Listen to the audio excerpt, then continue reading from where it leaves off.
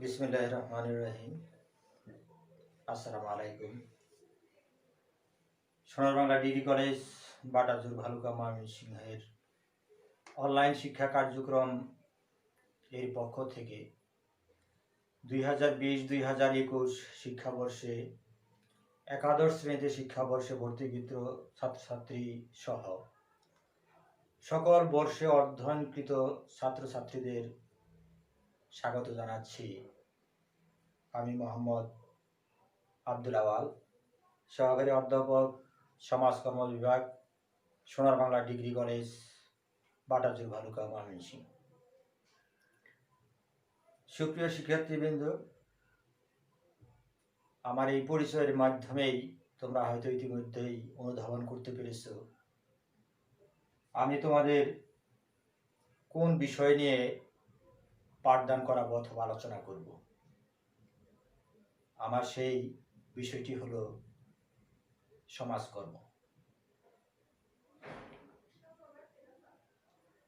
আমরা সোনার বাংলা ডিগ্রি কলেজের অনলাইন শিক্ষা কার্যক্রমের পক্ষ থেকে ইতিমধ্যে একটা অনলাইন ক্লাস রুটিন তৈরি করা হয়েছে। তোমরা ইতিমধ্যে হয়তো সেই রুটিনটা পেয়ে গেছো। সেই রুটিন মাফিক আমাদের ক্লাসের কার্যক্রম পরিচালিত হবে। ইতিমধ্যেই সারা পৃথিবী কোভিড-19 বিপর্যস্ত। এই বিপর্যস্ত অবস্থায় আমরা যারা এখনো সুস্থ আছি, ভালো আছি, এই সুস্থতার জন্যে পরম সৃষ্টিকর্তার প্রতি কৃতজ্ঞতা প্রকাশ করি এবং ধন্যবাদ জানাই ওই সমস্ত লোকদের যারা এই মারাত্মক ভাইরাসের ভয়াবহতা রোধকল্পে বিভিন্নভাবে মানুষকে সাহায্য এবং সহযোগিতা করে যাচ্ছে, যারা বিভিন্নভাবে এই ভাইরাস নিয়ে গবেষণা করতেছেন যাতে এটা পৃথিবী থেকে নির্মূল করা যায়। সুপ্রিয় শিক্ষার্থীবৃন্দ, ক্লাস রুটিন অনুযায়ী যেহেতু ক্লাস পরিচালিত হবে, সেই মাফিকে আজকে আমি 2020-21 শিক্ষাবর্ষে একাদশ শ্রেণীতে ভর্তিকৃত মানবিক বিভাগের ছাত্রছাত্রীদের জন্য সমাজকর্ম প্রথম পত্রের প্রথম অধ্যায়ে আমরা সমাজকর্মের প্রকৃতি এবং পরিধি এই পাঠ নিয়ে আমরা আলোচনা করব। সমাজকর্ম বিষয়টা তোমাদের কাছে নামটা অনেকটাই নতুন মনে হবে বা বিষয়টা নতুন মনে হবে, কারণ এটা এসএসসি লেভেলে আমরা কখনো এই বিষয় নামে কখনো এটাকে পড়িনি এবং এটা আমাদের এসএসসি লেভেলের সিলেবাসে অন্তর্ভুক্ত ছিল না। ইন্টারমিডিয়েট থেকেই বা এসএসসি থেকেই বা একাদশ শ্রেণী থেকে এটার কার্যক্রম বা এটা পাঠদান শুরু। তোমরা হয়তো মনে করতে পারো বিষয়টা কেমন হবে, এটা কি সহজ হবে না কঠিন হবে, এটার ক্ষেত্রে পড়াশোনা কিভাবে করতে হবে, তোমাদের মধ্যে একটা কৌতূহল থাকতেই পারে। তবে এই ক্ষেত্রে আমি তোমাদেরকে আশ্বস্ত করছি যে বিষয়টি বা সমাজকর্ম বিষয়টি আমাদের সমাজের সাথে অবিচ্ছিন্নভাবে সম্পর্কযুক্ত একটা ধারণা বা কনসেপ্ট, এবং এই বিষয়টি সমাজের বিকাশের ক্ষেত্রেও এর সংশ্লিষ্টতা আছে। একটু ইতিহাস না বললেই নয়। মানুষ তার স্বভাবজাত বশতই সমাজবদ্ধভাবে বসবাস করতে ভালোবাসে বা সমাজবদ্ধভাবে বসবাস করে থাকে। এই সমাজবদ্ধভাবে বসবাস করার ক্ষেত্রে মানুষের যে চিন্তাটা বেশি কাজ করে সেটা হচ্ছে তার কল্যাণমূলক ধারণা, যে এই সমাজে বসবাস করার মাধ্যমে কিভাবে আমরা উপকৃত হব। অন্য দিক থেকে বলা যায় প্রকৃতির রৌদ্ররোষ অথবা প্রতিকূল পরিবেশ, এগুলোকে মোকাবেলা করে কিভাবে মানুষ তার সমাজ জীবনে সুখ শান্তিতে বসবাস করবে, তারই একটা অব্যাহত চেষ্টার ফলশ্রুতি হচ্ছে সমাজ। এই সমাজে বসবাস করতে গিয়ে দেখা যায় যে মানুষ একে অন্যের সাহায্য করে, সহমর্মিতা দেখায়, সহানুভূতি দেখায়, মানবতা বোধ দেখায়, এবং এগুলো দেখা যায় যে আস্তে আস্তে বিকাশ লাভ করতে থাকে। এই যে মানুষের সহযোগিতা, সহমর্মিতা, সহানুভূতি, মানবতা বোধ, এইগুলো একে অপরকে কল্যাণে নিয়োজিত করে। এভাবেই দেখা যায় যে সমাজের বিকাশের সাথে সাথে সমাজ কল্যাণের উদ্ভব ঘটে। প্রিয় শিক্ষার্থীবৃন্দ, আমি যে কথাটা তোমাদেরকে আলোচনায় বোঝাতে চাচ্ছি, যে মানুষ তার মঙ্গলের জন্য, উপকারের জন্যই সমাজে বসবাস করা শুরু করেছে, এবং সেখানে মানুষের যে এই যে বিশেষ দিকগুলো, পরোপকার, দানশীলতা বা মানবতা বোধ, এগুলোর বিকাশ লাভ ঘটেছে। এবং এই বিকাশের মাধ্যমেই দেখা যায় যে এই সমাজ কল্যাণের, অর্থাৎ সহযোগিতা করা মনোভাব বা সমাজ কল্যাণের উদ্ভব ঘটেছে। সুপ্রিয় শিক্ষার্থীবৃন্দ, কালের আবর্তনে বা সময়ের পরিক্রমায় পৃথিবীর বিভিন্ন ক্ষেত্রে পরিবর্তন সংঘটিত হয়েছে। যেমন রাষ্ট্র ব্যবস্থায় পরিবর্তন হয়েছে, সমাজ ব্যবস্থায় পরিবর্তন হয়েছে, সামাজিক পরিবর্তন সংঘটিত হয়েছে, শিল্প বিপ্লব হয়েছে। এই পরিবর্তনের ফলে বা এইগুলো সংঘটিত হওয়ার ফলে পৃথিবীতে মানুষের বিভিন্ন ধরনের সামাজিক সমস্যারও সৃষ্টি হয়েছে, যে সমস্যাগুলো সহসায় বা বিচ্ছিন্নভাবে কোনো কিছু দিয়ে, অর্থাৎ দানশীলতা দিয়ে, পরোপকার দিয়ে এগুলো সমাধান করা সম্ভব হচ্ছিল না। এই অবস্থা থেকে মুক্তির জন্যে সমাজ বিজ্ঞানীগণ চিন্তা ভাবনা করতে শুরু করেন যে কিভাবে আমরা এই সমস্যার একটা সমাধান পেতে পারি, এবং সেই চিন্তা ভাবনা গবেষণা থেকেই সমাজ বিজ্ঞানীগণ সমাজের পরোপকার, দানশীলতা, মানবতা বোধ এগুলোকে সংগঠিত করা শুরু করে, এবং সেই সংগঠিত করার ফলশ্রুতি হচ্ছে সমাজকর্ম। সুপ্রিয় শিক্ষার্থীবৃন্দ, আমি ইতিমধ্যেই তোমাদেরকে যে জিনিসটা বা বিষয়টা আমি বুঝাতে চেয়েছি সেটা হচ্ছে যে আসলে সমাজকর্মটা কি। এটা হচ্ছে একটা মানুষকে উপকার করার, মানুষকে সাহায্য করার একটা প্রাতিষ্ঠানিক এবং সংগঠিত প্রচেষ্টা। অন্য দিক থেকে এটাকে আমরা বলতে পারি এটা অন্য কিছুই নয়, এই সমাজকর্মটা হচ্ছে সমাজ কল্যাণেরই একটা বিজ্ঞান ভিত্তিক পদ্ধতি এবং কৌশলগত প্রক্রিয়া।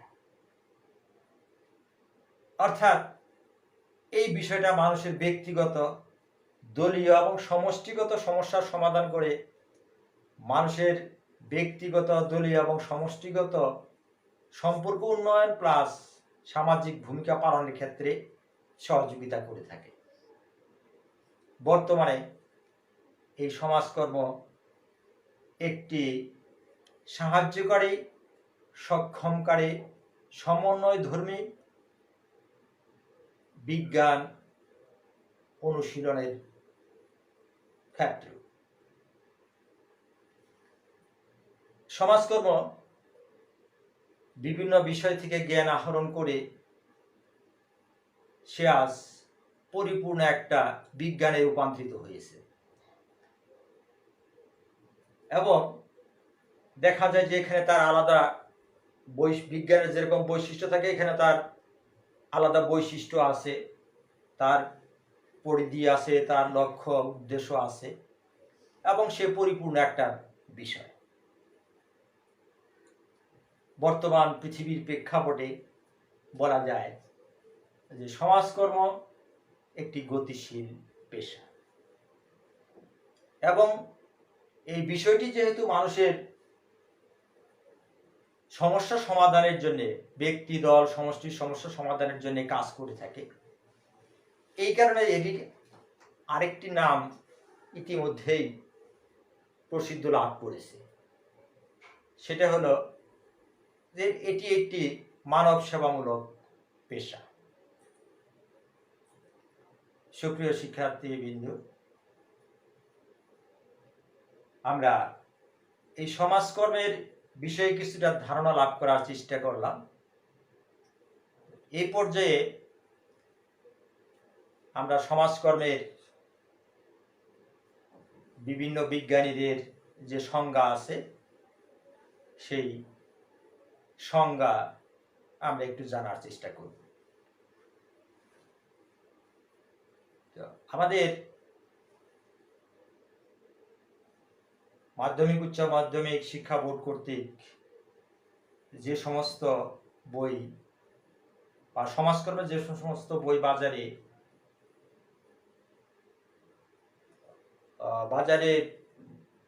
বা এটা বোর্ড কর্তৃপক্ষ অনুমোদন দিয়েছে, অনেকগুলো বই আছে, অনেক লেখকের বই আছে। তবে তার মধ্যে কয়েকটি বই আছে, বা দুইটি বইয়ের কথা আমি বলতে পারি, যে দুইটি বই তোমরা একটু ফলো করার চেষ্টা করবা। এই কারণে, অন্য বই হলেও চলবে, অসুবিধা নাই, কিন্তু ফলো করবার চেষ্টা করবা এই কারণে যে আমি বেশিরভাগ ক্ষেত্রে ক্লাসে ওই দুইটি বই ফলো করি, বা পাঠগুলো দেখার মাধ্যমে সেগুলো আমি তোমাদের সাথে আলোচনা করি। সেই দুইটি বইয়ের একটি বই বলা যায় যে লেখক হলেন মোহাম্মদ নুরুল ইসলাম। ইসলাম পাবলিকেশনের এই বইটা তোমরা কিনতে পারো। এছাড়া অক্ষর প্রকাশনের যে বইটি আছে সেটিও তোমরা কিনতে পারো। সমাজকর্মের অক্ষর প্রকাশনের যে বইটি আছে সেটাও তোমরা কিনতে পারো। তো যেটা বলতেছিলাম শিক্ষার্থীবৃন্দ, যে আমাদের এই সমাজকর্মের সংজ্ঞার বিষয়ে বিভিন্ন সমাজবিজ্ঞানীর সংজ্ঞায় রয়েছে। তার মধ্যে কিছু সংজ্ঞা আছে যেগুলো সারা পৃথিবীতেই প্রচলিত এবং প্রণিধানযোগ্য। তার মধ্যে সমাজকর্মের একজন বিখ্যাত ব্যক্তিত্ব, সমাজবিজ্ঞানী, আমেরিকার বার্কলে বিশ্ববিদ্যালয়ের অধ্যাপক ছিলেন ওয়াল্টার ফ্রিডল্যান্ডার। সংক্ষিপ্ত ওনার নামটা বইতে অনেক সময় লেখা থাকে ডব্লিউ.এ. ফ্রিডল্যান্ডার, অথবা পুরা নামটা যদি আমরা বলি তাই সেক্ষেত্রে ওনার নামটা হলো ওয়াল্টার আর্থার ফ্রিডল্যান্ডার। নামটা আমরা আবার জানি, ওয়াল্টার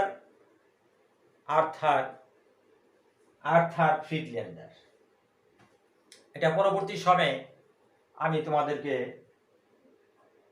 লিখে দেখাবো, এবং তোমরা এই সময় শুধু শুধু মনে রাখার চেষ্টা করো বা শোনার চেষ্টা করো। ডব্লিউ.এ. ফ্রিডল্যান্ডার বা ওয়াল্টার আর্থার ফ্রিডল্যান্ডার সমাজকর্মের গুরুত্বপূর্ণ সংজ্ঞা দিয়েছেন। এছাড়া সমাজকর্মের আরো সংজ্ঞা দিয়েছেন রেক্স স্কিডমোর, মিল্টন জি থেকারি, দুইজন সমাজবিজ্ঞানী। একজনের নাম রেক্স স্কিডমোর, আরেকজনের নাম মিল্টন জি থেকারি। এই দুইজনে মিলে একটি সংজ্ঞা দিয়েছেন, সেটাও সারা পৃথিবীতে প্রচলিত, এবং যেখানেই সমাজকর্ম পড়ানো হয় সেখানেই রেক্স স্কিডমোর, মিল্টন জি থেকারির সংজ্ঞাটা পড়ানো হয়। তা আমরা এই নামটা মনে রাখার চেষ্টা করব, রেক্স স্কিডমোর, মিল্টন জি থেকারি। এবং আরেকটি প্রতিষ্ঠান NASW, নামটা আমি পরে দেখাবো তোমাদের আরেকটি ক্লাসে। NASW, national association of social workers. এটি আমেরিকার সমাজকর্মীদের একটি সংগঠন। এই NASW এই সমাজকর্মের সংজ্ঞা প্রদান করেছেন। তা আমরা আজকের ক্লাসে এই তিনটা সংজ্ঞা বিষয়ে একটু আমরা আলোকপাত করব, এবং এগুলো তোমাদের খাতায় লেখার দরকার নেই, বা এটা যে এখনই মুখস্থ করতে হবে সেটার দরকার নেই। তোমরা শুধু শোনার চেষ্টা করো। তো প্রথমেই আমি আসি যে প্রথমে যে সমাজবিজ্ঞানী নামটা বলেছিলাম আমরা, W.A. ফ্রিডল্যান্ডার বা ওয়াল্টার আর্থার ফ্রিডল্যান্ডার।